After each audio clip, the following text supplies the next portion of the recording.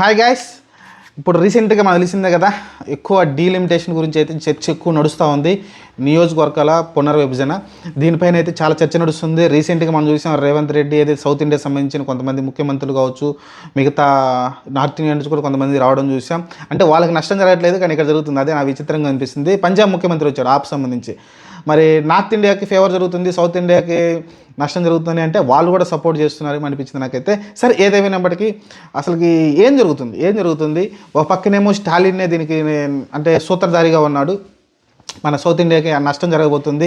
ఒకవేళ నియోజకవర్గాల పునర్విభజన జరిగిందంటే మన సౌత్ ఇండియాకి సీట్లు తగ్గుతాయని చెప్తున్నాడు. ఇప్పుడు దాదాపు తెలిసిందే కదా, మనకి 39 సీట్లు దాకా మనకు తమిళనాడుకు ఉన్నాయి. ఒక 25 సీట్లు వచ్చేసి మనకి ఆంధ్రప్రదేశ్కి ఉన్నాయి. తెలంగాణకి 17 సీట్లు, మిగతా 28 సీట్లు వచ్చేసి కర్ణాటకకి, 20 సీట్లు వచ్చేసి మనకి కేరళకి అయితే ఉండడం చూసాం. ఈ సీట్లు అయితే తగ్గుతాయని చెప్తున్నారు, కానీ అది తగ్గవు, వాస్తవం కాదు. సీట్లు తగ్గుతాయి అనేది వాస్తవం కాదు. ఎందుకంటే ఎవరు కూడా క్లారిటీ ఇవ్వట్లేదు సరిగ్గా. ఎందుకంటే ఇప్పుడు మన సౌత్ ఇండియాలో 5 రాష్ట్రాలు మనం అనుకుందాం. ఇది ఆంధ్రప్రదేశ్, తెలంగాణ, మీరు కర్ణాటక, తమిళనాడు, కేరళ, ఈ 5 రాష్ట్రాలు కలిపి దాదాపు 129 సీట్లు అయితే ఉన్నాయి. మీరు ఒకసారి క్యాల్కులేట్ చేసుకోండి, 129 సీట్లు అయితే ఉన్నాయి. ఓవరాల్గా మొత్తం ఇండియా మొత్తంగా పార్లమెంట్ సీట్లు ఎన్ని ఉన్నాయి, కేంద్ర పాలితం కానీ మిగతా అన్ని సీట్లు కలుపుకుంటే 543 సీట్లు అయితే ఉన్నాయి పార్లమెంట్ సీట్లు. మీరు చూసుకుంటే ఒకసారి పర్సంటేజ్ ఆఫ్ చూసుకుంటే మీకు 129 డివైడెడ్ బై 543 ఇంటూ మీరు 100 వేసారంటే 23.75% అయితే మనకు ఉంది. అంటే నియర్ బై 24% అయితే మనకు ఉంది మొత్తం 100 సీట్లలో. అంటే మనకు కనీసం ఇప్పటి వరకు చూసుకుంటే 1/4 అయితే ఉన్నట్టు మనం అర్థం చేసుకోవచ్చు ఒక రకంగా చెప్పాలంటే.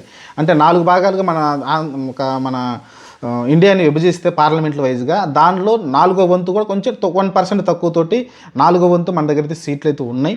కానీ దీనివల్ల అయితే ఒక ప్రధానమంత్రిని ఎన్నుకోలేరు, ఎందుకంటే కనీసం 50% పైన వస్తాయి కదా. కాబట్టి సౌత్ ఇండియా సీట్లతోనే ప్రధానమంత్రి అవుతారంటే అవ్వలేరు. ఒకవేళ సౌత్ ఇండియా మొత్తం కూడా ఒకరికే గుంపగుత్తుగా పడ్డాయి అంటే ఏదైనా పార్టీకి, ఫర్ సపోజ్ ఇప్పుడున్న టీడీపీ కావచ్చు, లేకుంటే బీఆర్ఎస్ ఉన్నాయి కదా, కాంగ్రెస్కి ఒకవేళ అనుకుందాం, పెద్ద పార్టీ అనుకుందాం మనం, ఒక్కసారిగా 129 సీట్లు కాంగ్రెస్కే వచ్చినా సరే ప్రధానమంత్రి అవ్వలేరు. ఎందుకంటే నార్త్ ఇండియన్స్ కూడా కొన్ని సీట్లు రావాల్సి ఉంటుంది. అలానే ఇక్కడ స్టాలిన్ వాదన ఏంటంటే ఈ 129 సీట్లతోటి వాళ్ళకి ఇంపాక్ట్ కలగట్లేదు కాబట్టి అందుకే సౌత్ ఇండియాకి అన్నం జరుగుతుందని వాళ్ళు భావిస్తున్నారు. కాబట్టి నార్త్ ఇండియాలో మీరు చూసుకుంటే 129 మైనస్ చేసుకుంటే మిగిలిన సీట్లతోటి ప్రధానమంత్రి అవ్వచ్చు. నార్త్ ఇండియా సీట్లతోటి ప్రధానమంత్రి ఈజీగా అవ్వచ్చు. ఎందుకంటే మీరు చూసుకుంటే 80 సీట్లు అక్కడే మీకు ఉన్నాయి. బీహార్లో 40 సీట్లు దాకా ఉండడం చూసాం. ఓవరాల్ చూసుకుంటే ఆ 2 గెలిచారంటే ఆల్మోస్ట్ నార్త్ ఇండియాలో వాళ్ళు ప్రధానమంత్రి చేసే అవకాశం అయితే కనిపిస్తుంది. కాబట్టి దాని గురించి వాళ్ళైతే చర్చ అయితే నడుస్తూ ఉంది. మీకు ప్రస్తుతానికైతే ఇదే చర్చ. ఏంలా సౌత్ ఇండియాకి సీట్లు తగ్గుతాయి లేవా, ఎందుకంటే జనాభా ప్రాతిపదికన అయితే సీట్లు అయితే పెరుగుతాయని చెప్తున్నారు. ఇక్కడైతే కొంచెం సౌత్ ఇండియాకి అన్యాయం జరిగే అవకాశం అయితే కనిపిస్తుంది. మనం ఒకవేళ వాస్తవాలు మాట్లాడుకుందాం, మన ఛానల్లో మళ్ళీ చెప్తున్నా, వాస్తవాలు మాట్లాడుతున్నాం. మనం ఏ పార్టీకి ఫేవర్గా అయితే మాట్లాడడం, ఏ పార్టీ తప్పు చేసినా ఆ పార్టీని అయితే నిలదీస్తాం. అది మీరు మనసులో పెట్టుకొని ఈ వీడియో అయితే చూడండి. ఎందుకంటే ఈ పార్టీకి బీజేపీకి అనుకూలంగా మాట్లాడుతున్నా, లేకుంటే కాంగ్రెస్కి అనుకూలంగా మాట్లాడుతున్నా, ఇలా ఏముండదు. మనం వచ్చేసి ఏది కరెక్ట్, అసలు ఏంటి సొల్యూషన్ ఏంటి దీనికి, లేకుంటే నిజంగా అసలు ఏం జరగబోతుంది, సొల్యూషన్ కూడా మనం ఆలోచిద్దాం. నాకు తెలిసినంతవరకు నేను సొల్యూషన్ అయితే చెప్పే ప్రయత్నం చేస్తా. మీకు ఒకవేళ నచ్చితే లైక్ చేయండి, షేర్ కూడా చేయండి. ఇప్పుడు వచ్చేసి మీరు చూస్తే 543 సీట్లు ఉన్నాయి కదా, ఇవి పెరుగుతాయి. దాదాపు 750 సీట్లు 746 అని చెప్తున్నారు. యాక్చువల్గా కరెక్ట్ ఫిగర్ అనేది ఎవరు చెప్పలేరు, కానీ మనకు అంచనా ప్రకారం వచ్చేసి 746 850 సీట్ల దాకా అయితే రావడం జరుగుతుంది.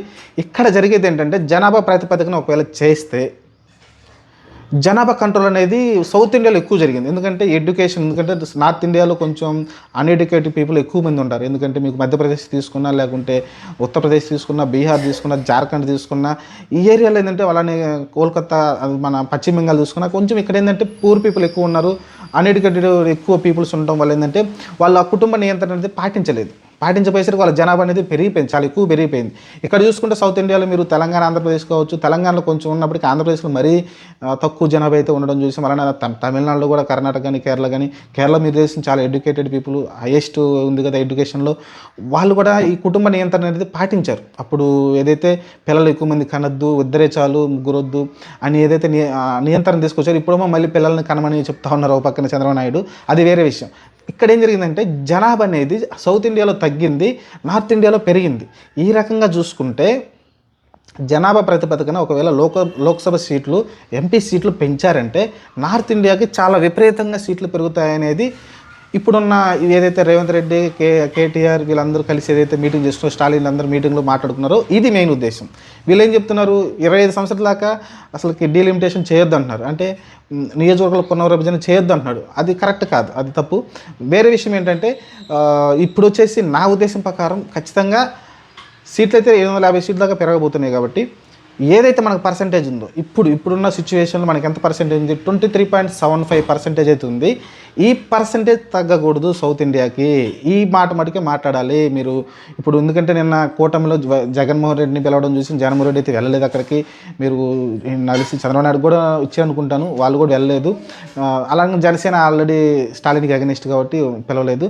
ఓవరాల్ చూసుకుంటే మీరు ఇక్కడ సౌత్ ఇండియాకి ఏదైతే పర్సంటేజ్ ఉందో 129 సీట్లు డివైడెడ్ బై 543 సీట్లు ఇంటూ ఏదైతే వస్తుందో పర్సంటేజ్ 23.75, దీనికి కొంచెం కూడా తగ్గకుండా అయితే మనకైతే సీట్లు కేటాయించాల్సి ఉంటుంది.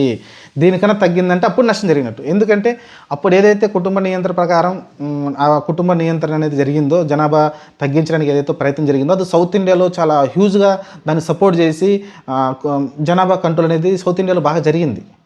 అంటే అప్పుడు మనం తప్పు చేసినట్ట.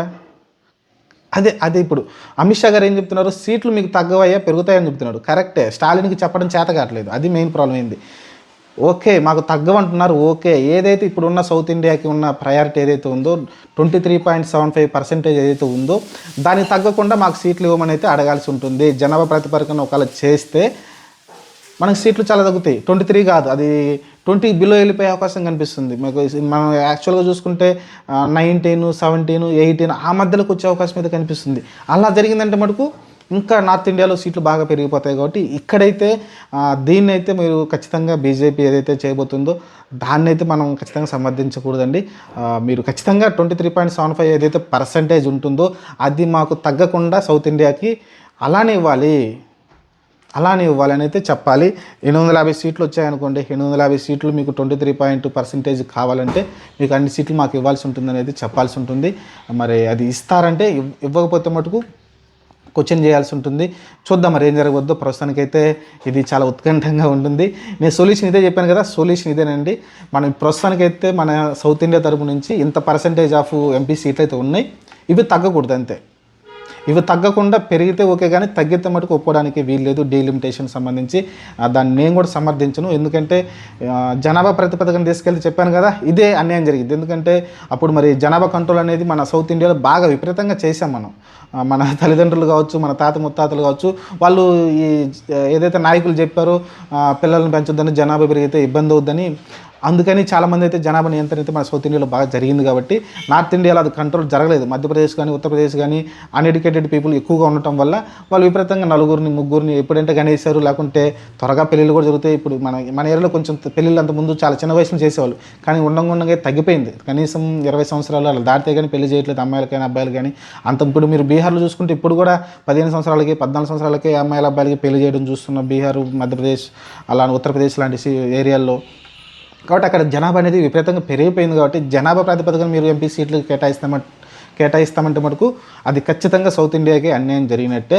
దీనిపైన మీరైతే పోరాడాల్సి ఉంటుంది, దీనిపైన మీరు చెప్పాల్సి ఉంటుంది. స్టాలిన్ గారు ఏంటంటే జస్ట్ ఏదో ఒక వేగ్గా తీసుకెళ్ళాను అంటే ఆయన చెప్పని చేతగా అట్లా సీట్లు తగ్గుతాయంటే దానికి కరెక్ట్గా ఎక్స్ప్లెనేషన్ అనేది ఇవ్వలేకపోతున్నారు స్టాలిన్ గారు. అయితే ఆయన నాయకత్వంలో జరిగింది.